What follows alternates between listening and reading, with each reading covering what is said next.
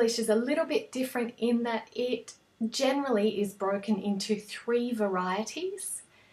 So the broad Australian accent, the general Australian accent, and the cultivated Australian accent.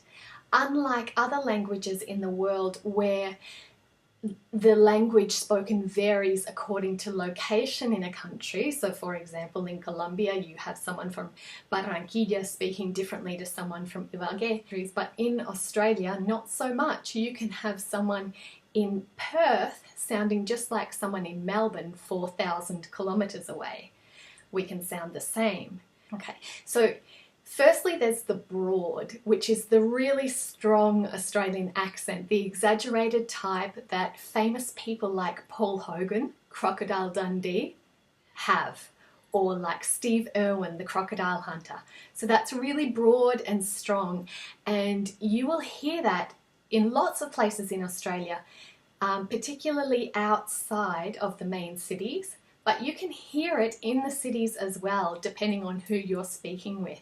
So that's a really strong, broad, nasal, g'day, how you going, like that. And then there is the general accent, which is what most people speak. So I'm speaking with a general Australian accent. So this is the majority.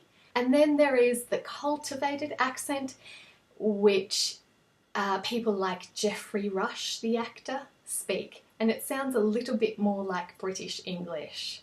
So that's your 3 varieties. So don't worry if you can't understand someone with a really broad accent. That will take time. Just like imagine in your own countries when there are people who speak the language in a way that is not as clear as perhaps someone in the capital city, you know, so that's how it is. So being aware of those 3 types will help you start to understand different Australians.